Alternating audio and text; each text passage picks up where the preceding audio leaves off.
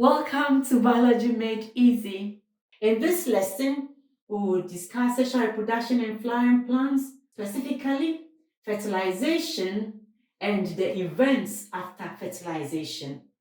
Welcome. In our lesson on development of pollen grains and the male gamete, we discuss how the male gamete is formed. In our lesson on development of the ovule before fertilization, we discussed that the ovule, just before fertilization, the embryo sac mother cell develops all these cells. You have 3 antipodals, each of them a haploid, and you have 2 polar nuclei. It's a diploid cell, 2N. You have an ovum, which is N, a haploid.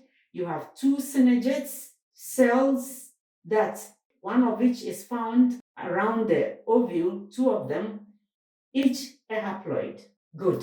And we also discussed how the pollen tube is formed in our lesson on the pollen grains. So just before fertilization, the pollen tube has formed.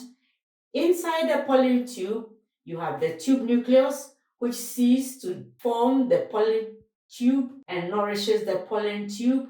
And then behind it are 2 male gametes at the micropyle of the ovule. Then the pollen tube enters the micropyle. One of the male gametes fuses with the ovum to form a zygote, and the other male gamete fuses with the 2 polar nuclei to form an endosperm, a triploid. So now we will look at the events just before fertilization and after fertilization with this board.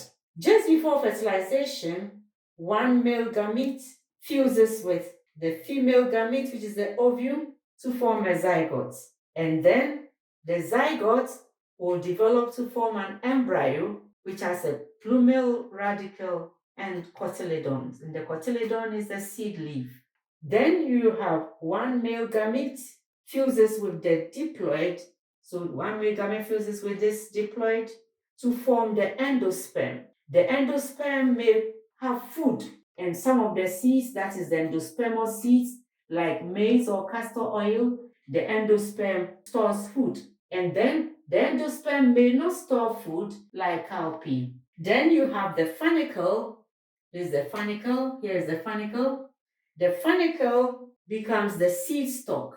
The funicle here becomes the seed stalk. So it becomes the seed stalk. And then the nucellus, that is the body of the ovule, this nucellus disappears.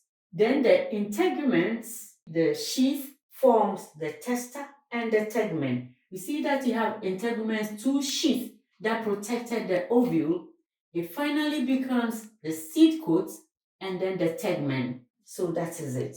And then, so this whole ovary, the ovary wall, becomes the fruit wall, the pericarp. So this whole ovary becomes the fruit, and this becomes the seed. So you have all this becoming the seed and the ovary becoming the fruit with seeds in it.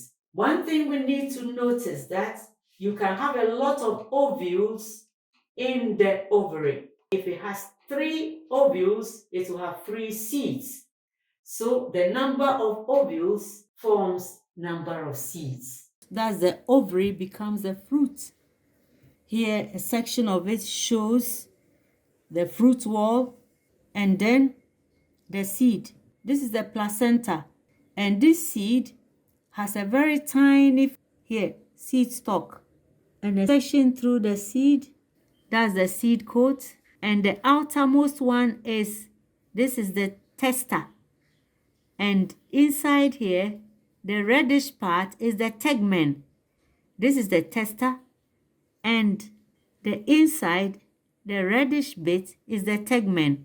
These 2 are the integuments. This ends our lesson for the day. If it's been useful, please like it and do subscribe. Thank you.